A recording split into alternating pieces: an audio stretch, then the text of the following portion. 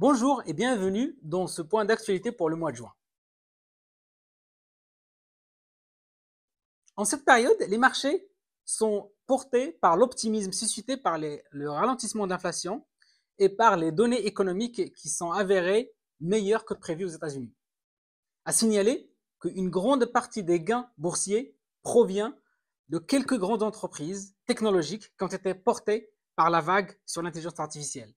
Par exemple, sur les 6 premiers mois de l'année, 90% de la performance de l'indice des 500 plus grandes valeurs américaines, ou l'S&P 500, viennent des 7 plus grosses entreprises qui le composent. Apple, Microsoft, Google, Amazon, Nvidia, Meta et Tesla.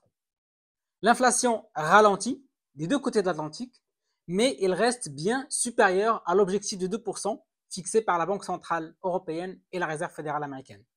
Et les analystes estiment qu'elle ne devrait pas retourner à sa cible de 2% avant la fin de l'année prochaine. Les thèmes qui devraient, selon nous, guider les marchés sur le deuxième semestre sont, dans un premier temps, la trajectoire de la croissance économique. Le durcissement de la monétaire opéré aux États-Unis et en Europe va se produire et va se traduire par une faiblesse de la demande et probablement une légère récession. Deuxièmement, l'inflation qui va continuer à ralentir, mais lentement.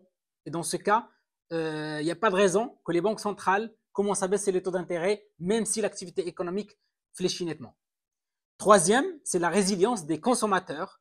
Leur demande est très forte parce qu'ils ont accumulé de l'épargne pendant la pandémie et à mesure que cette épargne s'amenuise, la consommation va baisser. Et enfin, il y a le comportement des économies émergentes, surtout de l'Asie, qui représente une grande partie de la croissance mondiale, à peu près 70% de la croissance mondiale.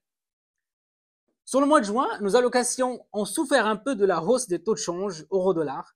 Les actions performent, mais les actifs de diversification, en grande partie libellés en dollars, sous-performent sous l'effet de devise.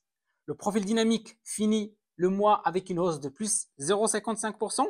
Le profil équilibré est en baisse de moins 0,48% et le profil dynamique est en baisse de moins 52%. Parce qu'il n'est pas très exposé aux actions. Et depuis le début de l'année, ça veut dire sur 6 mois d'investissement, le profil dynamique s'affiche avec plus 10,96%, l'équilibré plus 6,72% et le prudent plus 2,49%. Des performances bien au-dessus de l'objectif de rendement annuel. Dans cet environnement, nous resterons globalement prudents sur les actions et nous restons très attentifs sur l'évolution de l'économie et ses répercussions sur les marchés financiers. Merci pour votre attention. Très bel été à tout le monde et rendez-vous à la rentrée.